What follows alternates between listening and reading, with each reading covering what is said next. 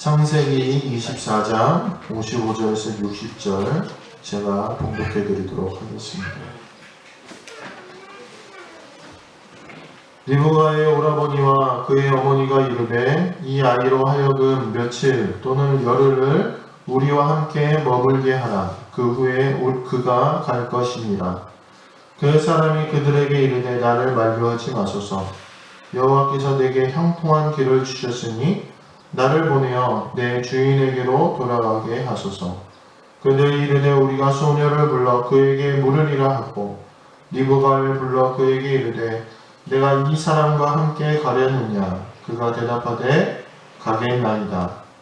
그들이 그 노이 리브가와 그의 유모와 아브라함의 종과 그 동행자들을 보내며 리브가에게 축복하여 이르되 우리 누이여 너는 천만인의 어머니가 될지어다. 내 시로 그 원수의 성문을 얻게 할지어다. 아멘. 네, 할렐루야. 아멘. 네, 오늘은 돌아서서 떠나라 이런 제목으로 같이 말씀을 나누려고 합니다. 제가 사실 결혼하기 전에 총각 때 당구를 되게 좋아했어요. 당구 다 아시죠? 당구 하면 어떤 이미지세요? 우리나라 신. 그렇게 당구 스포츠 당구 별로 좋은 이미지는 아니잖아요. 그렇죠? 근데 너무 재밌는 거예요. 당구. 그래서 사실 이렇게 당구가 국제적인 스포츠인데 희한하게 우리나라에서 인식이 그렇게 좋지가 않아요. 학생 때 좀 환경이 나쁘기도 하고 나쁜 사람들이랑 어울리는 그런 편견이 있기도 합니다. 그래서 제가 당구를 좀 좋아해서 웬만큼 당구를 칩니다. 총각 때는 시간이 있을 때는 거의 이제 친구들과 함께 당구를 쳤습니다. 그러다가 저희 아내를 만났어요. 저희 아내를 만났더니 이제 아내가 좋잖아요. 그때 연애할 때니까 좋잖아요. 그래서 아내를 만나고 집에 돌아갈 때쯤 되면 친구들한테 연락이 와요. 야, 그럼 당구장 가야지. 그러면 제가 그 유혹을 못 이기고 당구장에 가요. 그럼 어쩌다 저희 아내랑 이렇게 연락이 되면 저희 아내가 좋아할까요? 안 좋아할까요? 안 좋아죠. 안 좋아. 당연히. 그때 이제 오빠라고 불렀어요. 오빠! 뭐야? 그렇게 늦었는데, 밤 늦었는데 왜 집에 안 들어가고 또 당구 치러 가? 거기 또 몇 시에 올 거야? 늦게 오거든요. 당구장. 내일 또 출근해야 되잖아. 이렇게 얘기를 합니다. 또 당구장 가면은 옷에 담배 냄새도 배고 또 나쁜 사람들도 많이 있기 때문에 그 일로 인해서 저희 아내랑 다투는 일이 생겼어요. 그러다 보니까 둘 중에 하나를 선택해야 되잖아요. 그렇죠? 그래서 결국은 당구장을 가는 일이 조금씩 줄게 되고 멀어지게 되었습니다. 그러다가 결혼을 하게 되었고 이제는 제가 당구장에 거의 갈 일이 없어요. 당구장에 갈 일이 없어요. 여전히 당구 치는 걸 좋아합니다. 저는 당구 치는 걸 좋아하고 그래요. 치고 싶기도 해요. 가끔. 그런데 지금은 이제 칠 사람도 없을 뿐더러 그 당구장 다니기가 애매한 직장을 다녀요. 제가 교회 목사니까 목사가 당구장 다니면 어떻습니까? 그렇게 좋아 보이지는 않잖아요. 그래서 이제는 거의 당구장에 가지가 않습니다. 좋아해도요, 내가 좋아하는 일도 하지 말아야 될 때가 있다는 거예요. 관계에 따르기도 하고 또 관계를 잘 유지하기 위해서 좋아하는 일이지만 하지 않아야 될 때가 있다는 것입니다. 마치 제가 당구를 참 좋아하지만 남편으로서, 아빠로서, 또 한교회 목회자로서 그것을 맨날 계속해서 즐겨 할 수 없는 것과 마찬가지입니다. 오늘 우리가 하나님의 자녀로 살아가야 된다면, 하나님의 자녀라는 그 관계 속에 있는다면 우리가 하지 말아야 돼, 멀어져야 돼, 피해야 돼 우리의 삶의 모습이 있다는 것입니다. 오늘 우리가 세례를 받음으로써 이제는 우리가 하나님 앞에서 약속을 했습니다. 하나님, 이제는 내가 하나님의 자녀로만 살겠습니다. 이렇게 약속을 한 것이 세례입니다. 그런데 우리가 하나님의 자녀인데도 하나님과의 관계가 썩 좋지 않아요. 왜 좋지 않느냐? 우리가 하나님의 자녀이긴 하지만 하나님이 원하시지 않는 삶의 모습이 아직 많이 남아있기 때문에, 제가 당장에 맨날 가서 살면 저희 아내랑 다투고 싸우고 관계가 나빠지듯이 오늘 우리가 하나님이 원하시지 않는 삶의 모습을 살아간다면 우리가 하나님과의 관계가 좋을 수가 없다는 것입니다. 아브라함이라는 사람은 하나님의 약속을 따라가기 위해서 자신의 아버지의 집을 떠났습니다. 또한 오늘의 본문의 리브가라는 여자도 이 아브라함의 아들 이삭의 여자 아내가 되기 위해서 오늘 자신의 집을 떠나는 것이 오늘 본문에 나오고 있습니다. 아브라함의 축복의 가문이 일원이 되기 위해서 자기 가족을 떠난 것입니다. 오늘 우리도 마찬가지입니다. 우리가 믿음의 길, 구원의 길을 가기 위해서는 오늘 우리가 이전의 삶에 살던 그런 미련이나 삶의 모습을 떠나야 된다는 것입니다. 사랑하는 성도 여러분, 오늘 우리는 하나님의 자녀가 되기 위해서 세상의 삶으로부터 떠나야 됩니다. 그렇다면 우리가 세상의 삶 속에서 하나님이 떠나시길 원하시는 것이 무엇이 있겠습니까? 먼저 하나님과의 관계에서 나쁜 영향을 주는 우리의 삶의 행동들이 있어요. 내가 잘못하는 행동들, 이것으로부터 떠나야 됩니다. 또한 나를 넘어뜨리게 하는, 나를 유혹하는 그런 장소로부터 떠나야 되고, 마지막으로 우리의 삶의 태도가 바뀌어야 됩니다. 오늘 약속의 땅을 위해서 리브가가 떠났듯이 오늘 우리가 그곳으로 나쁜 삶으로, 예전의 삶으로 돌아가지 않는 그런 떠남이 있어야 된다는 것입니다. 오늘 이 세 가지의 내용을 가지고 함께 말씀을 나눌 때 이 말씀을 다 들으시고 오늘 교회 문을 나설 때에는 자, 정말 내가 이제 하나님께로 돌아서서 세상으로부터 떠나야겠다, 이런 마음으로 나가시는 은혜가 있기를 주님의 이름으로 간절히 축원합니다.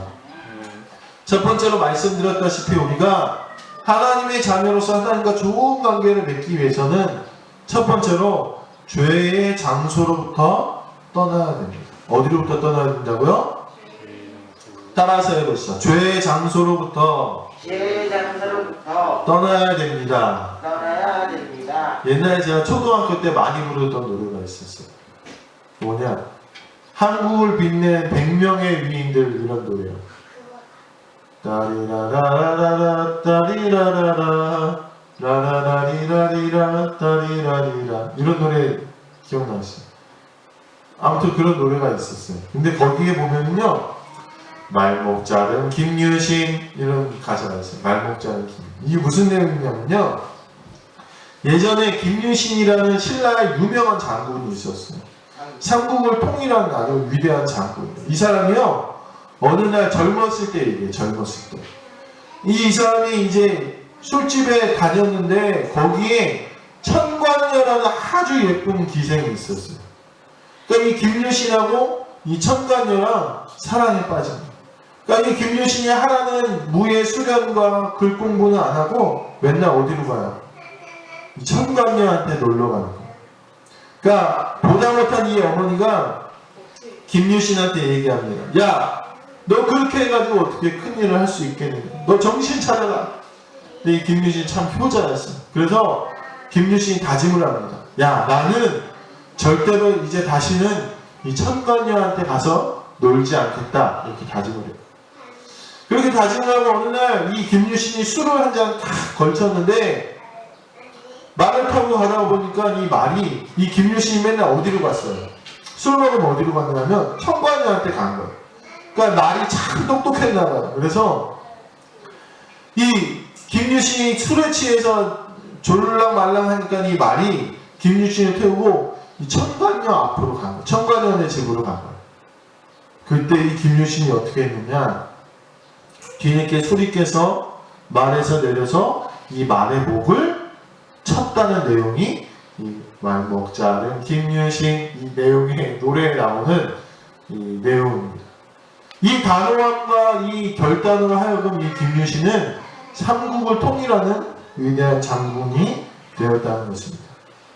오늘 우리가 이 이야기에서 잠깐 깨달을 수 있는 것이 뭐냐, 우리가 아무리 다짐하고 다짐해도 내 발걸음이 다시 나를 넘어뜨리려는 장소로 가게 되면 나는 그것을 이겨내기가 힘들다는 것입니다. 제가 몸무게가 많이 나가요. 몸무게가 많이 나가서 다이어트를 많이 해봤어요. 뭐 이렇게 뭐 전문적으로 하지 않았고, 이제부터 살 빼야지, 먹는 거 좀 줄여야지, 이렇게 생각을 결심한 적이 있습니다. 그런데요, 가장 제 결심을 흔들리게 하는 게 뭔지 아세요? TV예요, TV. 아니, TV만 틀면은 그렇게 맛있는 게 많이 나와. 맛있는 게 많이 나오고 맛있게 먹는 사람들이 많이 나와. 그러니까요, 그걸 보니까 내 생각이 어떤 생각이 듭니까? 야, 이번 한 번만 먹을까? 야, 이번 한 번만 좀 저거 쫄면 저거 먹고 싶은데 저거. 야, 저거 감자탕 저거 맛있겠다. 한 번만 먹을까? 이런 유혹이 오게 된다는 것입니다. 오늘 우리가 하나님의 뜻대로 살겠다고 결단을 했지만 우리의 발걸음이 계속해서 우리를 유혹하는 자리로 가게 된다면 우리는 그 유혹에 넘어질 수밖에 없다는 것입니다. 그래서 첫 번째로 우리가 떠나야 될 것이 뭐라고요? 우리를 죄 짓게 하는 장소, 유혹하는 장소로부터 우리가 떠나야 된다는 것입니다. 오늘 리브가가 떠나려고 할 때 라반이 이야기합니다. 우리에게 열흘 동안만이라도 이 리브가와 함께 할 수 있는 시간을 갖게 해달라고 이야기합니다. 왜냐하면 이 리브가가 가야 될 거리는 800km 정도 돼요. 그러니까 저희가 서울에서 부산까지가 400km 정도 되잖아요. 그러니까 서울에서 부산까지 2번 왕복하는 거리를 이 리브가가 이제 걸어가야 돼요. 그러면 준비하는 것도 필요하고요. 그 먼 거리를 가면 다시 오지 못하니까 이 라반이요, 이 리브가의 오빠 라반이요, 조금 우리와 시간 좀 갖게 해달라고, 조금만 이 장소에 머무르게 해달라고, 우리와 머무르게 해달라고 간청을 합니다. 그런데 이 리브가가 뭐라고 얘기하느냐, 오늘 본문에 보니까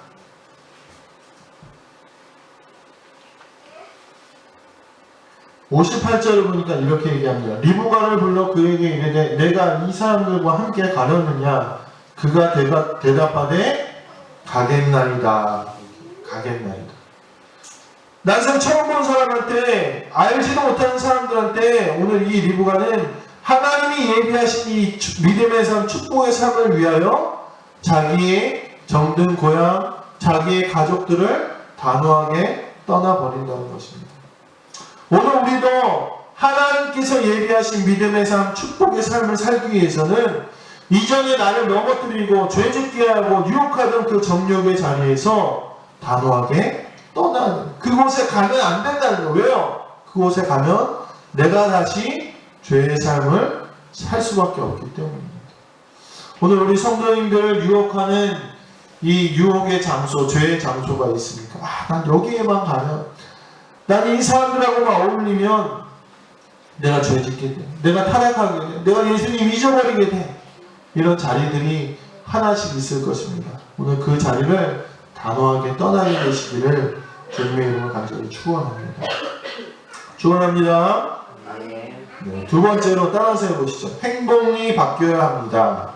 행동이 바뀌어야 합니다. 행동이 바뀌어야 된다고 오늘 성경은 이야기하고 있는 거죠. 잘못된 걸 알면요, 우리가 어떻게 해야 돼요? 내가 잘못했어. 그럼 어떻게 해야 돼요? 고쳐야 되겠지요. 고쳐야 돼, 고쳐. 내가 그것을 고쳐야지 잘못된 결과가 되풀이하지 않아요. 그래서 우리는요, 실수를 되풀이하지 않는 것이 굉장히 중요합니다. 똑같은 실수를 반복해서는 안 돼요. 오늘 우리가 하나님의 자녀가 되었다면요, 예전에 행했던 죄를 행하지 않아야 돼요. 바꿔야 된다. 왜입니까? 이 죄의 결과는요, 특징이 있는데 그게 뭐냐? 반드시 나에게 다시 돌아오기 때문에. 죄가 어떻게 된다고요? 반드시 나에게 돌아온다. 인과응보라는 말이 있죠. 인과응보. 내가 행한 대로 반드시 나에게 돌아온다는 거예요. 재밌는 이야기가 있어요. 뭐 재밌다, 좀 이제 재밌는 이야기죠. 미란다 원칙이라는 단어가 있어요. 미란다 원칙. 이게 무슨 단어냐면요. 경찰들이 왜 범인을 잡잖아요. 범인을 잡을 때 탁 잡아서 수갑을 채우면서 하는 말이 있어요. 그게 뭔지 아세요? 우리가 드라마나 영화 같은 거를 잘 봤으면 알 수 있어요. 범인을 야 잡았다 이러면 잡고 수갑을 이렇게 탁 채우면서 하는 말이 있어요. 뭐라 그래요? 당신은 묵비권을 행사할 수 있고 변호사를 선임할 수 있으며 자신에게 불리한 진술을 거부할 수 있습니다. 이런 말들을 해요. 이거를 미란다 원칙이라고 해요. 미란다 원칙. 왜 미란다 원칙이라고 그러냐? 옛날에 미국에 아주 흉악한 놈이 있었어요. 흉악한 강간 살해범이 있었어요. 그 사람의 이름이 미란다라는 사람이었어요. 미란다. 어느 날 경찰이 이 사람을 쫓고 쫓다가 미란다라는 사람을 잡았어요. 잡아서 이 사람한테 야 너가 범죄를 저질렀지? 얘기했더니 이 미란다가 네 맞습니다. 제가 범죄를 저질렀습니다. 이렇게 얘기했어요. 그래서 이제 재판이 다 진행됐는데 재판이 진행되고 얼마 지나지 않아서 이 미란다가 말을 바꾼 거예요. 뭐라고 바꿨느냐? 나는 죄를 짓지 않았다. 야 너가 죄 졌다고 그랬잖아. 그거는 말이야 나를 잡았던 경찰이 나를 무섭게 하고 폭행하고 강압해서 내가 어쩔 수 없이 그렇게 진술을 했다. 이렇게 얘기를 하는 거예요. 결국은요 이 나쁜 놈 미란다가 어떻게 되는지 아세요? 재판에서 무죄 판결을 받아요. 무죄 판결. 아니 이렇게 억울하고 이렇게 말도 안 되는 일이 어딨어. 그래서 이 미란다는 풀려나가지고요 아주 그냥 희이 낙락 살게 됐어요. 그런데 어느 날 이 미란다가 술집에 갔는데 어떤 좀 흉악한 사람이었나 봐요. 그 사람이 이 미란다가 그 나쁜 미란다라는 걸 알아챘어요. 그래서 그 술집에서 이 미란다를 칼로 찔러서 죽였어요. 이제 이 미란다를 죽인 사람도 재판을 받아야 되잖아요. 재판을 받으러 가는데 이 사람 역시 경찰이 붙잡을 때 어떻게 한 거예요? 당신은 묵비권을 행사할 수 있고 변호사를 선임할 수 있고 이 미란다 원칙을 고지를 않아요. 그래서 이 사람도 재판에서 나도 무죄다. 나도 경찰한테 강압을 받아서 진술했다. 이렇게 얘기를 한 거예요. 결국은 이 미란다를 죽인 사람도 무죄로 풀려나게 되었다는 것입니다. 참 웃기지 않습니까?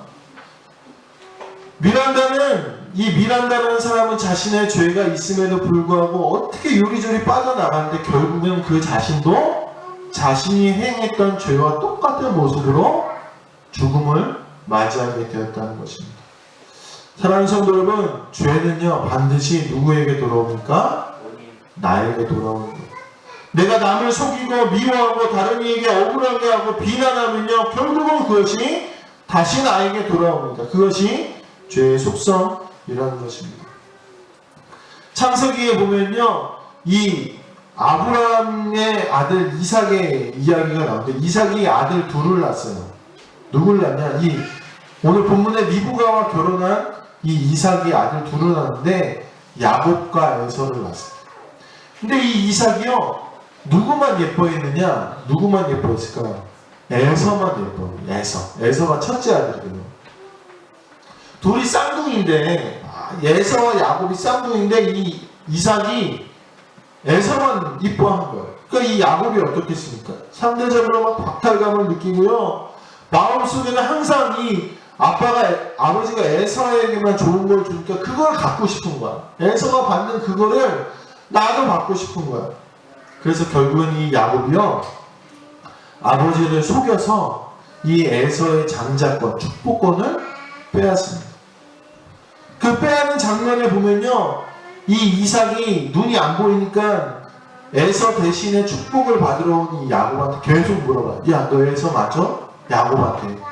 야 너 에서 맞지? 너 에서 맞지? 4번이나 물어봅니다. 그렇게 물어보는데 이 에서의 야곱의 마음이 어떻겠습니까? 얼마나 불편하고 속이 상했겠습니까?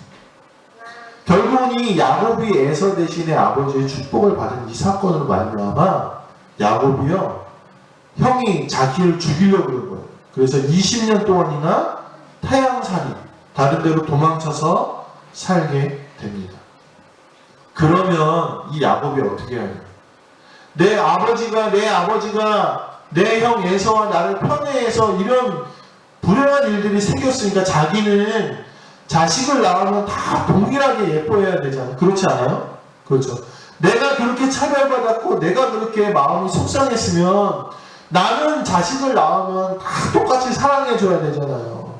근데 이 야곱도 똑같이 야곱이 아들을 12명을 낳았는데 그 중에 누구만 예뻐하느냐?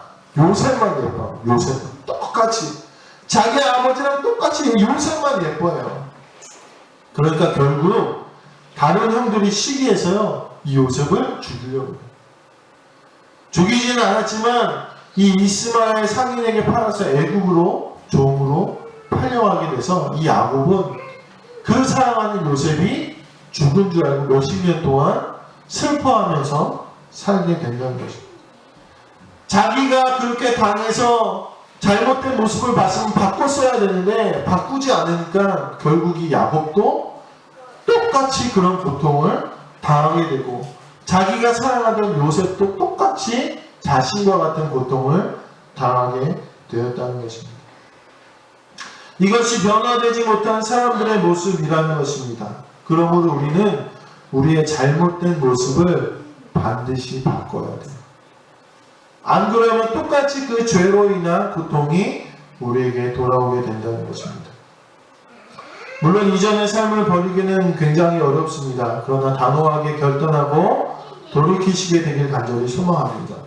우리는 반드시 변해야 됩니다. 아닌 것을 알면서도 계속 똑같이 잘못을 되풀이하게 된다면 결국 우리는 그 죄의 대가를 다시 치르게 된다는 것입니다. 오늘 우리는 우리 자신을 돌아보고 혹시나 나의 계속되는 죄의 모습은 없는지 살펴보시게 되길 간절히 소망합니다. 마지막으로 우리 따라서 해보실까요? 삶의 태도가 변해야 됩니다. 삶의 태도가 변해야 됩니다. 삶의 태도가 변해야 됩니다. 삶의 태도가 변해야 됩니다. 시집 가면 어떻게 해요? 저는 시집을 안 가봐서 잘 모르겠는데 그렇다고 해요. 시집 가면 그 시댁의 가풍에 따라 살게 된다 그러더라고요. 그렇죠? 그래서 며느리가 시집 가면요 그 시어머니랑 다툼이 많아요. 왜 그러냐면 야 김치는 이렇게 담가, 우리 집은 김치에 고수를 넣는다, 안 되면 너 고수 넣어라. 야 너 왜 이렇게 설거지하냐, 너 청소는 왜 이렇게 하냐. 요즘에 이렇게 시댁에서 사는 일이 많지는 않지만 예전만 하더라도 이런 문화적인 차이 때문에 이 고부 갈등이 많았다고 합니다. 근데 어쩔 수 없는 거예요. 왜요? 내가 시집을 가서 시댁에서 살게 되면 그 집의 가풍을 따라야 되는 거예요. 로마에 가면 어디 법을 따르라고요? 로마 법을 따라야 되는 거예요. 그렇죠. 우리가 오늘 믿음의 삶이라는 건요, 우리가 죄의 모습, 죄의 장소를 떠났다 하더라도요, 우리가 하나님의 백성이 되었다면 하나님의 나라의 법대로 살아야 된다는 거예요. 그러므로 단순히 떠나고 버리는 것을 넘어서 새로운 삶의 태도를 배워야 되는 게 우리가 완전히 돌아서서 떠난 모습이라는 것입니다. 오늘 24장 67절에 보면 이렇게 이야기합니다. 이삭이 리브가를 인도하여 그의 어머니 사라의 장막으로 드리고, 이렇게 이야기하고 있어요. 리브가가 이제 시집을 갔더니 리브가에게 처소를 주는데 어디 처소를 줬느냐? 그 아브라함의 아내 이삭의 어머니였던 사라의 처소에 리브가를 들어가게 합니다. 이게 무슨 얘기입니까? 리브가에게 이제 누구처럼 살라는 얘기예요? 사라처럼 살라는 얘기예요. 나는 리브가인데 왜 나는 나처럼 못 사느냐, 이렇게 이야기합니다. 우리는 그렇게 얘기하죠. 그런데 리브가가 사라의 장막으로 들어갔으면 사라가 해왔던 역할들을 리브가가 해야 된다는 것입니다. 이제는 리브가가 자기 아버지의 딸 라반의 누이가 아니라 아브라함 가문의 여주인이 되는 것입니다. 바뀌어야 돼. 해야 될 일이 있다는 것입니다.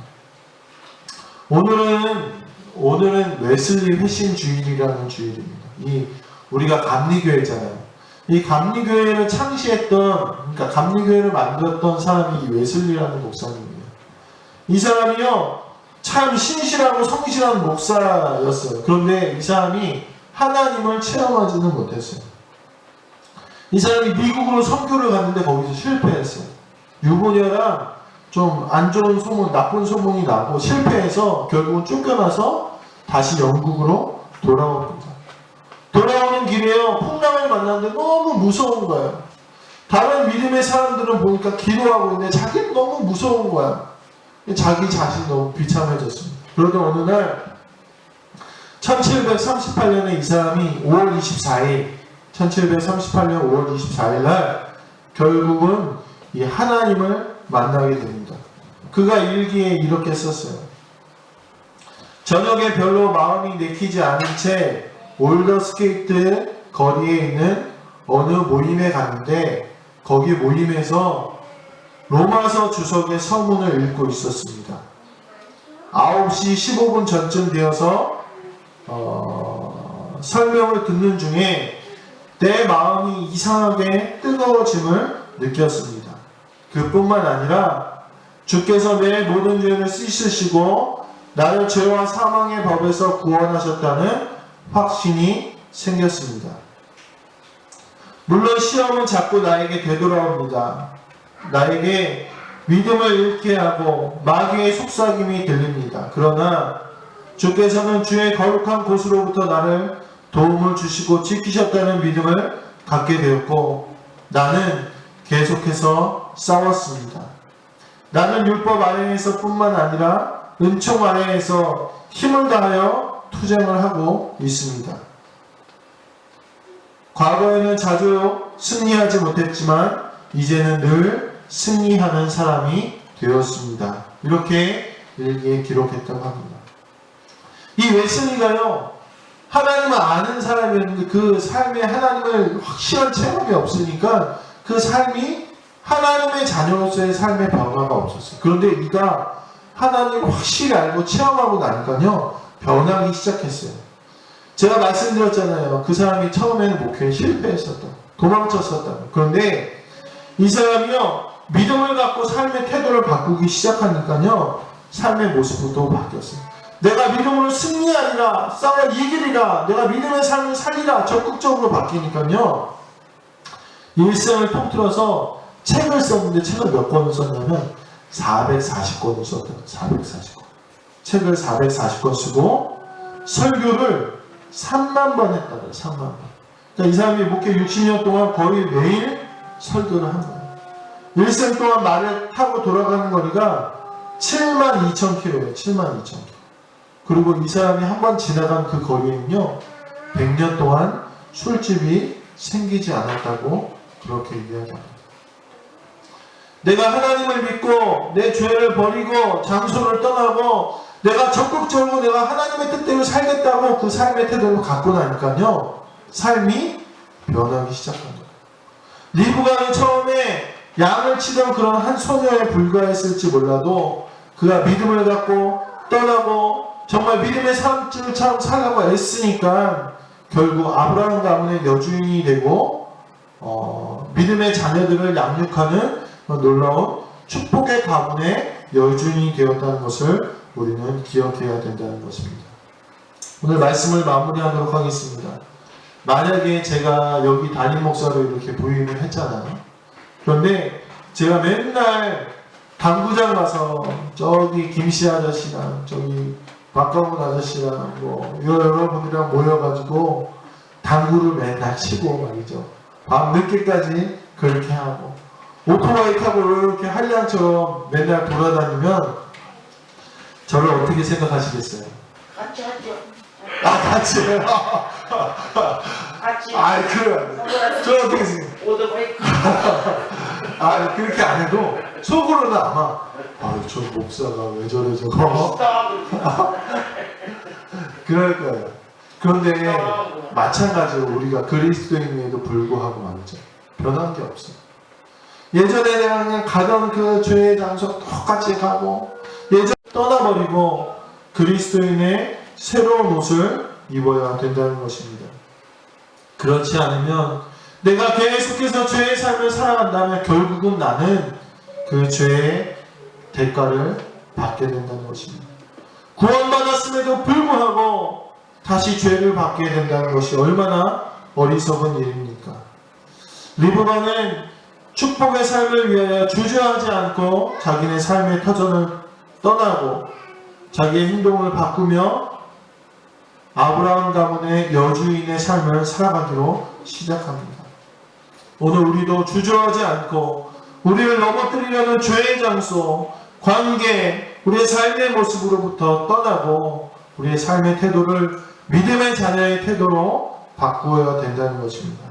그것이 우리가 진정으로 하나님의 자녀로서 축복의 약속을 향해 가는 길임을 오늘 다 같이 기억하시고 그 길을 걸어가시는 우리 모든 성도님들 되시기를 주님의 이름으로 간절히 축원합니다. 아멘. 기도하시겠습니다.